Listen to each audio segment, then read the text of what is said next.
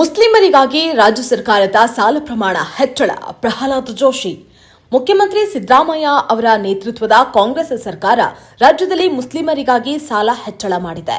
ಪ್ರಸ್ತುತ ಬಜೆಟ್ ಇದನ್ನು ನಿರೂಪಿಸಿದೆ ಅಂತ ಕೇಂದ್ರ ಸಚಿವ ಪ್ರಹ್ಲಾದ್ ಜೋಶಿ ಆರೋಪ ಮಾಡಿದ್ದಾರೆ. ಮಾಧ್ಯಮದವರೊಟ್ಟಿಗೆ ಮಾತನಾಡಿದ ಅವರು, ಇಂದು ರಾಜ್ಯದ ಪ್ರತಿ ವ್ಯಕ್ತಿ ಮೇಲೆ 1 ಲಕ್ಷ ರೂಪಾಯಿ ಸಾಲವನ್ನು ಹೊರಿಸಿದೆ ಅಂತ ಟೀಕೆ ಮಾಡಿದ್ರು. ಸರ್ಕಾರಿ ಯೋಜನೆಗಳಲ್ಲಿ 2 ಕೋಟಿವರೆಗಿನ ಕಾಮಗಾರಿಗಳಲ್ಲಿ ಮುಸ್ಲಿಮರಿಗೆ ಮೀಸಲಾತಿ ಯಾಕೆ? ನಮ್ಮ ದಲಿತ ಬಾಂಧವರಿಗೆ ಕೊಟ್ಟಿದ್ರು, ಓಕೆ ಕೊಡಬೇಕು, ಕೊಟ್ಟಿವಿ, ಕರೆಕ್ಟ್ ಅದ. ಉಳಿದವ್ರು ಕಸ್ಕೊಂಡು ಇವ್ರು ಕೊಡೋರಿಗೆ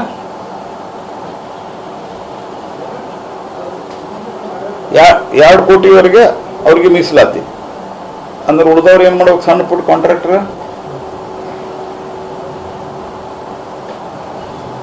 ಮುಸ್ಲಿಂ ಇಮಾಮ್ ಮತ್ತು ಮೌಲ್ವಿಗಳ ಗೌರವಧನ 6,000ಕ್ಕೆ ಹೆಚ್ಚಳ.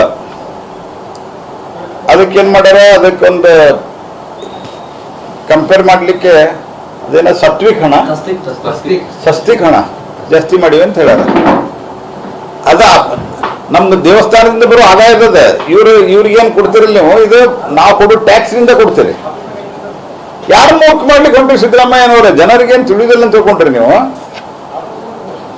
ಇಡೀ ದೇಶದೊಳಗ ಕಾಂಗ್ರೆಸ್ ಇವತ್ತು ನೆಲ ಕಚ್ಚಿರುವುದು ಅತಿಯಾದ ತುಷ್ಟೀಕರಣ ಕಾರಣದಿಂದ. ಇದನ್ನು ಮರಿಬಾರದು.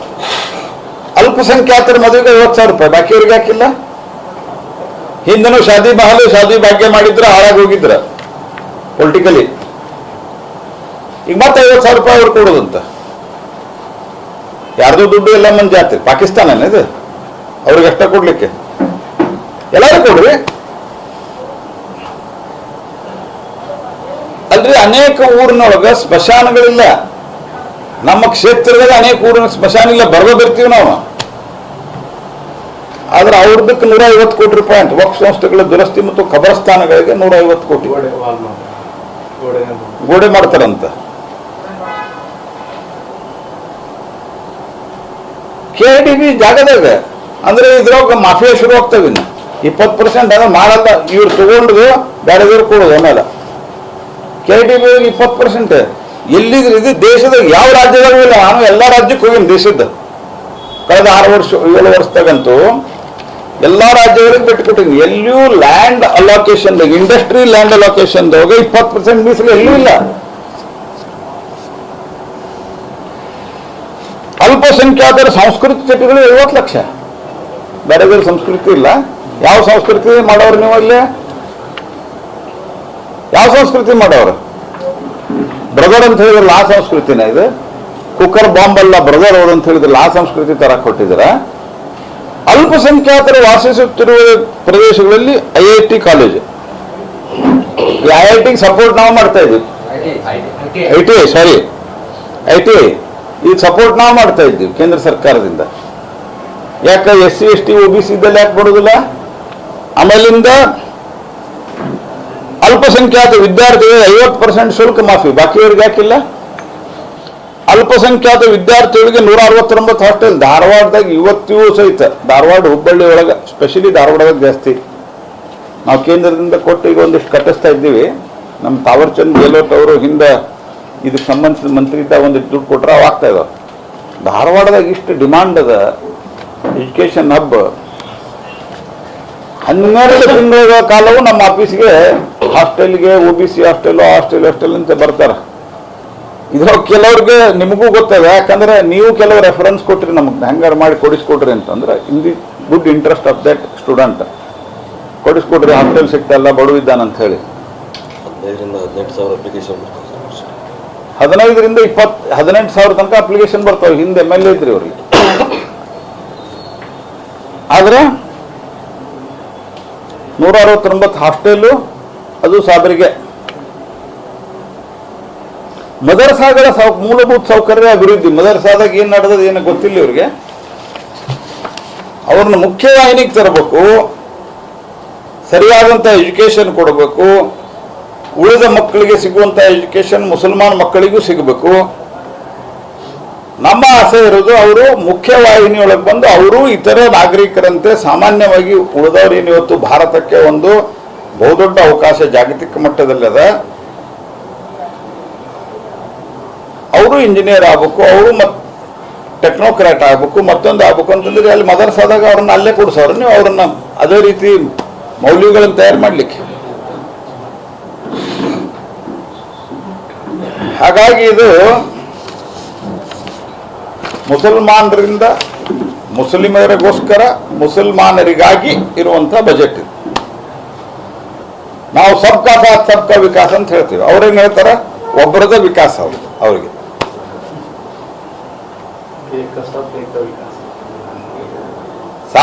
ಸಾಬ್ರ ವಿಕಾಸ ಅಷ್ಟ, ಬೇರೆದವ್ರ ವಿಕಾಸ ಬೇಡ. ನಾವು ಸಾಬ್ರ ವಿಕಾಸ ಮಾಡ್ಬೋದು, ಬೇರೆದವ್ರಿಗೆ ಯಾಕೆ ಅನ್ಯಾಯ ಮಾಡ್ತಿದ್ರಿ ನೀವು?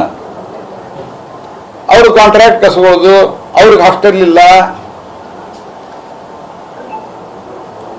ಅವ್ರಿಗೆ 20% ಈಗ KIDB ಒಳಗ ನಾವು ಇಂಡಸ್ಟ್ರಿ ನಡೆಸ್ತೀವ್ರಿ, KIDB ಜಾಗ ಸಿಗುವುದಿಲ್ಲ. ನಮ್ದು ಎಲ್ಲ ಎಕ್ಸ್ಪಾನ್ಷನ್ ನಾವು ಪ್ರೈವೇಟ್ದಾಗ ತಗೊಂಡು ಏನೇ ಮಾಡಿಸ್ ಪರಿಸ್ಥಿತಿ, ಆದರೆ ಇವ್ರಿಗೆ 20%. ಹಿಂಗಾಗಿ ಇದೊಂದು ಹಲಾಲ್ ಬಜೆಟ್ ಇದೆ. ಸಾಲ ಎಷ್ಟು ಮಾಡ್ಯಾರ ಈ ಸರ್ತಿ? 1,16,000 ಕೋಟಿ ರೂಪಾಯಿ ಟೋಟಲ್. ಇಲ್ಲಿ ತನಕ ಸಾಲ 8 ಲಕ್ಷ ಕೋಟಿ ರೂಪಾಯಿ ಆಯ್ತು. ಎದಕ್ಕೆ ಸಾಲ ಮಾಡ್ಯಾರ? ಇವೆಲ್ಲ ಮಾಡ್ಲಿಕ್ಕೆ 169 ಅವರಿಗೆ ಹಾಸ್ಟೆಲ್ಲು, 20% ಅವ್ರಿಗೆ ರಿಸರ್ವೇಷನ್ನು. ಮೊನ್ನೆ ಯಾವುದಕ್ಕೂ ಒಂದು ನಾವು KIDBಗೆ ಇಲ್ಲ, ಈಗೇನು ನಮ್ದು ಇಲ್ಲಿ ಕ್ಲಸ್ಟರ್ ನಡೆದಲ್ಲ, ಅದು ಆ ಕ್ಲಸ್ಟರ್ಗೆಲ್ಲ ರೇಟ್ ಜಾಸ್ತಿ ಮಾಡ್ಯಾರ KIDB ಅವರು. ಯಾಕಂತ ಕೇಳಿದ್ರೆ ಕಾಸ್ಟ್ ಜಾಸ್ತಿ ಆಗಿದೆ. ಇವ್ರಿಗೆ 20% ಜಾಸ್ತಿ ಕೊಟ್ರ ಇಲ್ಲದ ಇದ್ರಾಗ ಎಲ್ಲಿ ಕಾಸ್ಟ್ ಜಾಸ್ತಿ ಬರ್ತದೆ? Tier 2 ಸಿಟಿ ಒಳಗೆ ಇಂಡಸ್ಟ್ರಿಗಳು ಬೆಳೀಲಿದ್ರ ಕಾರಣ ರೇಟ್ ಎಷ್ಟೋ ಆಫರ್ಗಳು ಬಂದಿದ್ದು ಇವತ್ತು ನಿಲ್ತಾ ಇರೋದಕ್ಕೆ ಕಾರಣ ಇವರು KIDB ರೇಟು ಎಲ್ಲ ರೀತಿಯ ರೇಟ್ಗಳನ್ನು ಜಾಸ್ತಿ ಮಾಡಿರುವಂಥದ್ದು. ಹಿಂಗಾಗಿ ಇವತ್ತು ಪ್ರತಿ ವ್ಯಕ್ತಿಯ ಮೇಲೆ ಸರಿಸುಮಾರು 1 ಲಕ್ಷ ರೂಪಾಯಿ ಸಾಲ ಆಗ್ತದೆ. ಮತ್ತು ಇವರು ಬಾರಿ ಏನು ಮಾತಾಡ್ತಾರ, ನಮ್ಮ ಕೇಂದ್ರದಿಂದ ನ್ಯಾಯ. ಹಣಕಾಸು ಆಯೋಗಗಳು ನಾವು ಬಂದ್ಮೇಲೆ ಆಗಿಲ್ಲ, ನೆಹರು ಕಾಲದಿಂದ ಅದ. ನೀವು ಕೇಂದ್ರ ಹಣಕಾಸು ಆಯೋಗನ ಸರಿಯಾಗಿ ಮಂಡಿಸಿಲ್ಲ. ನೀವು ಅಷ್ಟಾಗಿಯೂ ಸಹಿತ ಓವರ್ ಆಲ್ ಹಿಂದೆ ನಿಮ್ಗೆ ಫಿಗರ್ಸ್ ಕೊಟ್ಟಿದ್ದೇನೆ.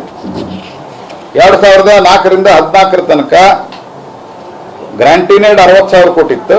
2014ರಿಂದ 2024 ತನಕ 2,36,000 ಕೋಟಿ ಆಗಿದೆ.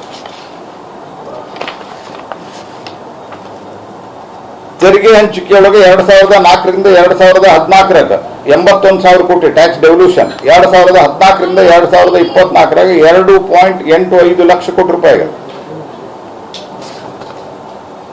ಗ್ರಾಂಟಿನೇಡು 290% ಜಾಸ್ತಿ ಆಗಿದೆ. ಆನಂತರ ಟ್ಯಾಕ್ಸ್ ಡೆವಲ್ಯೂಷನ್ 262% ಜಾಸ್ತಿ ಆಗಿದೆ. ಗ್ಯಾರಂಟಿ ಯೋಜನೆಗಳಿಗೆ ಜೊತೆಗೆ ವಿತ್ತೀಯ ಶಿಸ್ತನ್ನು ಕಾಪಾಡ್ಕೊಂಡ್ ಬರ್ತೀವಿ ಅಂತ ಹೇಳಿದ್ದಾರೆ. ಇವತ್ತಿನ ತನಕ ಸಿದ್ದರಾಮಯ್ಯನವರು ಉತ್ತರ ಕೊಟ್ಟಿಲ್ಲ. ನಾ ಹೇಳಿದ್ದು, ನೀವು ಹೇಳಿದ್ರ ನಾವು ಗ್ಯಾರಂಟಿ ಯೋಜನೆಯನ್ನ ಮಾಡ್ಬೇಕಂದ್ರ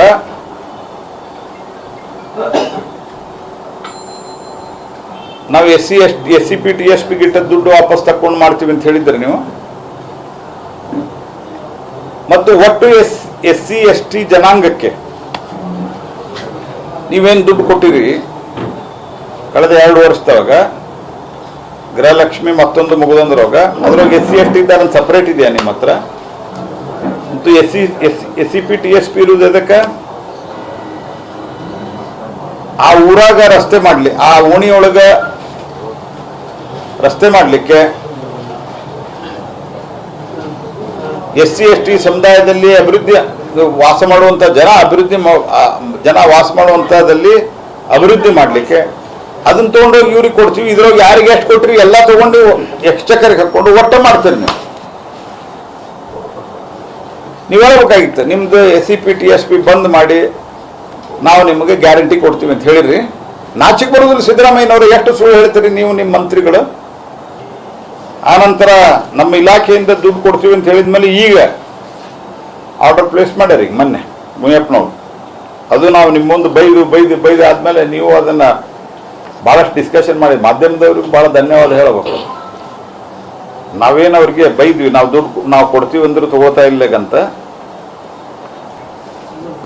ಇಡೀ ಇದ್ರಾಗ ಒಂದು 106 ಸರ್ತಿ ಮುಸ್ಲಿಂ ಶಬ್ದವ, ಅಲ್ಪಸಂಖ್ಯಾತರು ಮುಸ್ಲಿಮರು. ಏನು ಬಜೆಟ್ ಅಂತಾರೆ ಇದಕ್ಕೆ? ಸಿದ್ದರಾಮಯ್ಯನವರೇ 16,000 ಬಜೆಟ್ ಮಂಡಿಸಿದ್ದೇನೆ. 16,000 ಮಂಡಿಸಿದ್ದಂತ ಸಾಧನೆ ಆಗಬಾರ್ದು. ನಿಮ್ಮ ಅನುಭವದ ಪರಿಪಕ್ವತೆ ಅದರೊಳಗೆ ಕಾಣಬೇಕು. ದೇಶ ರಾಜ್ಯವನ್ನ ಹಾಳು ಮಾಡಿಟ್ಟು ಜಾತಿಗಳಲ್ಲಿ ಮುಸಲ್ಮಾನ್, ಹಿಂದೂ, ಕ್ರಿಶ್ಚಿಯನ್ದಲ್ಲಿ ಒಡೆಯುವ ಕೆಲಸವನ್ನ ಮಾಡಬಾರದು. ನೇರವಾಗಿ ಹೊಡೆದು ವೋಟ್ ಬ್ಯಾಂಕ್ ಭದ್ರಗೊಳಿಸುವಂತ ಕೆಲಸವನ್ನ ಮಾಡಿದ್ದಾರೆ. ಹೀಗಾಗಿ ರಾಜ್ಯದ ಅಭಿವೃದ್ಧಿಗೆ ಯಾವುದೇ ದಿಕ್ಕು ದೆಸೆ ಇರಲಾರದೆ ಮುಂದಿನ ದಿವಸಗಳಲ್ಲಿ ಕರ್ನಾಟಕದಲ್ಲಿ ಇನ್ವೆಸ್ಟ್ಮೆಂಟು ಕೂಡ ಇವರು ದೊಡ್ಡ 100 ಕೋಟಿ ರೂಪಾಯಿ ಖರ್ಚು ಮಾಡಿ ಕರ್ನಾಟಕ ಮೀಟ್ ಮಾಡ್ತಾರೆ. ನಾವು ಎಲ್ಲ ರೀತಿಯ ಸಹಕಾರ ಕೊಟ್ಟಿವಿ ಅದಕ್ಕೆ. ಆದರೆ ಈ ರೀತಿ ನೋಡಿಕೊಂಡ್ರೆ ಇನ್ವೆಸ್ಟ್ ಕರ್ನಾಟಕ ಆಗಲ್ಲ. ಅದಕ್ಕೆ ಇದನ್ನು ನಾನು ತೀವ್ರವಾಗಿ ಖಂಡಿಸ್ತೇನೆ.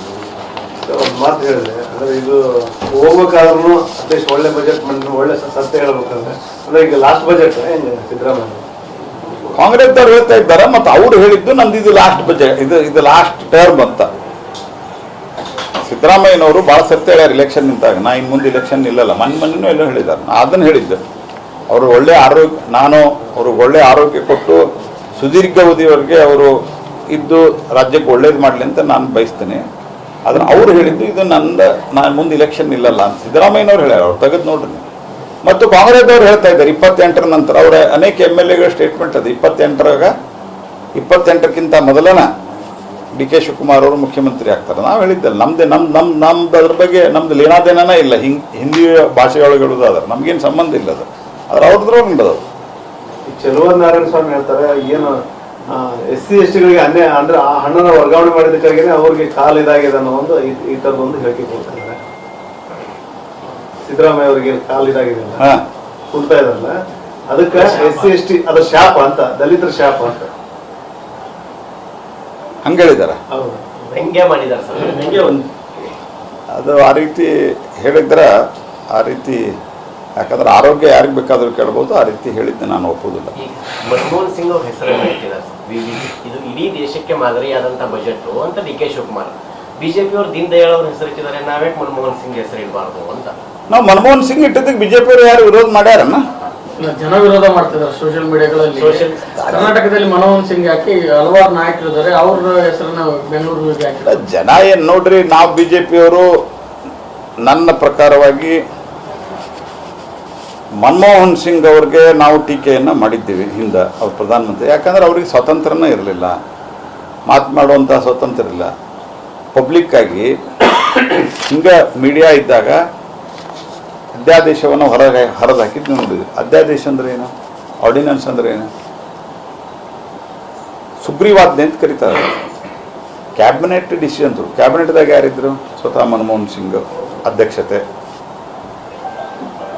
ಶರದ್ ಪವಾರು, ಪ್ರಣವ್ ಮುಖರ್ಜಿ, ಪಿ ಚಿದಂಬರಂ, ಈ ಥರದ ಘಟಾನುಘಟಿಗಳಿದ್ದಂಥ ಕ್ಯಾಬಿನೆಟ್ ಡಿಸಿಷನನ್ನು ಹರಿದು ಹಾಕಿ ಅವ್ರಿಗೆ ಅಪಮಾನ ಮಾಡಿದ್ರು. ಹೀಗಾಗಿ ಅವ್ರಿಗೆ ಅಧಿಕಾರ ಇಲ್ಲ, ಅವ್ರು ಏನು ಮಾಡಿಲ್ಲ, ಅವ್ರಿಗೆ ಸ್ವಾತಂತ್ರ್ಯ ಇಲ್ಲ ಅಂತ ಹೇಳಿದ್ವಿ ನಾವು. ಅದರ್ವೈಸ್ ಅಕಾಡೆಮಿಕ್ಲಿ ಅವ್ರ ಬಗ್ಗೆ, ಅವ್ರು ಪ್ರಧಾನಮಂತ್ರಿ ಇದ್ದಾಗ ಅವರ ಅಕಾಡೆಮಿಕ್ಸ್ ಬಗ್ಗೆ ನಾವು ಒಳ್ಳೆ ಮಾತುಗಳನ್ನು ಆಡಿದ್ದೀವಿ.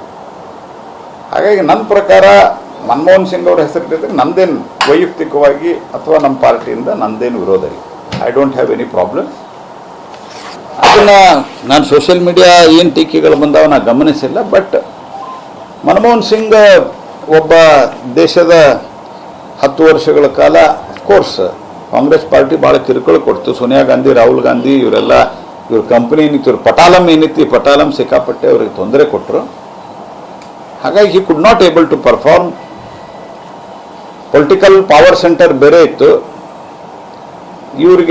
ಇವರು ಸಹಿ ಮಾಡಿದ್ಮೇಲೆ ಫೈಲು ಇವ್ರು ಸಹಿ ಮಾಡೋಕ್ಕಿಂತ ಮೊದಲು ಅದು ವೆಟ್ಟಾಗಿ ಬರಬೇಕಾಗಿತ್ತು. ಅದು ಸೋನಿಯಾ ಗಾಂಧಿ ಅವ್ರ ಕಡೆಯಿಂದ ಈ ಸ್ಥಿತಿ ಇತ್ತು. ಹೀಗಾಗಿ have not performed. That is different in those 10 years. ಆದರೆ ಅದರ್ವೈಸ್ ಅವರೊಬ್ಬ ಸ್ಕಾಲರ್. ಹೀಗಾಗಿ ಒಬ್ಬ ಸ್ಕಾಲರ್ ಹೆಸರು ಒಂದು ಯೂನಿವರ್ಸಿಟಿಗೆ ಇಡ್ಲಿಕ್ಕೆ ನಂದೇನು ಇರೋದಿಲ್ಲ. ಸರ್ ಮೂಡಾ ಪ್ರಕರಣದಲ್ಲಿ ಇಡಿ ಇದನ್ನ ಹೈಕೋರ್ಟ್ ರದ್ದು ಮಾಡಿದೆ. ನೋಡೋಣ, ಇಡಿ ಪ್ರಕರಣವನ್ನು ಹೈಕೋರ್ಟ್ ರದ್ದು ಮಾಡಿದೆ ಅನ್ನೋದು ನಾನು ಮಾಧ್ಯಮದಲ್ಲಿ ಓದಿದ್ದೇನೆ. ಮುಂದೆ ಇಡಿ ಅವ್ರು ಏನು ತೀರ್ಮಾನ ತಗೋತಾರೆ. But that doesn't mean that ಇದೇ ಬೆಂಚನ ಹೇಳಿತ್ತು ಇದರಲ್ಲಿ ಭಾಳ ದೊಡ್ಡ ಲೋಪ ಆಗಿದೆ ಅಂತ. ಅದರ ಲೋಕಾಯುಕ್ತರಿಂದ ಅವರು ಕ್ಲೀನ್ ಚಿಟ್ ತೆಗೆದುಕೊಂಡು ಭಾಳ ಮಾತಾಡ್ತಾ ಇದ್ದಾರೆ. ವಾಟ್ ಇಡಿ ಆ್ಯಂಡ್ ಅದರ ಸಂಬಂಧಿಸಿದ ದೂರುದಾರರು ಏನು ಮಾಡ್ತಾರೆ ನೋಡಿ. ಹಣಕಾಸಿನ ವ್ಯವಹಾರಗಳು ಇಲ್ಲಿ ನಡೆದಿಲ್ಲ ಅನ್ನೋ ಒಂದು ಕಾರಣಕ್ಕಾಗಿ ಇದನ್ನು ಹೈಕೋರ್ಟ್ ಈಗ ಆ ರೀತಿ ಹೇಳಿದೆ.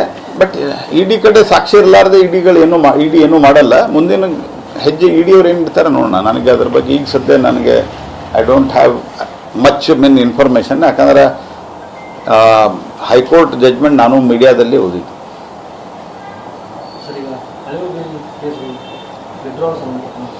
ಅಲ್ಲ, ಅದನ್ನು ನಾವು ಫೈಟ್ ಮಾಡ್ತಾ ಇದ್ದೀವಿ. ಆಲ್ರೆಡಿ ಹೈಕೋರ್ಟಿಗೆ ಸರಿಯಾದ ರೀತಿ ಮಾಹಿತಿಯನ್ನು ಕೊಟ್ಟು ಫೈಟ್ ಮಾಡಲಿಕ್ಕೆ ನಾವು ವ್ಯವಸ್ಥೆಯನ್ನು ಮಾಡ್ತೀವಿ.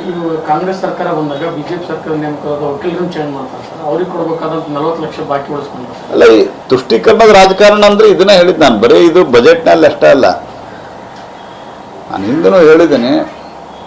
ಯಾರು ಪೊಲೀಸ್ ಸ್ಟೇಷನ್ ಸುಡ್ಲಿಕ್ಕೆ ಹೋದ್ರು FIRದಲ್ಲಿ ಬರೆದಿರೋದನ್ನು ಚಾರ್ಜ್ ಶೀಟ್ನಲ್ಲಿ ಬರೆದಿರೋ ಅಕಸ್ಮಾತ್ ಇನ್ನು ಸ್ವಲ್ಪ ಮೈ ಮರೆತಿದ್ರೆ ನೂರಾರು ಪೊಲೀಸರು ಹೆಣ ಬೀಳ್ತಿತ್ತು ಅಂತ ಬರೆದಿದ್ದಾರೆ. ಅವ್ರು ಕೇಸ್ ಹಿಂಗೆ ತೆಗಿತಾರಂತಂದ್ರೆ ಏನು ಸಂದೇಶ ಕೊಡೋರಿದ್ದೀರಿ ನಾವು. ಅದಕ್ಕೆ ಹೇಳಿ, ಇದು ಮತ್ತು ಅದು ಸೇರಿದ್ರೆ ಇದು ಮುಸಲ್ಮಾನರಿಗೆ ತುಷ್ಟೀಕರಣದ ಬಜೆಟ್ ಇದು. ಅದಕ್ಕೆ ಹೇಳಿದ್ದು ನಾನು, ಎಲ್ಲ ರೀತಿಯಿಂದ ತುಷ್ಟೀಕರಣ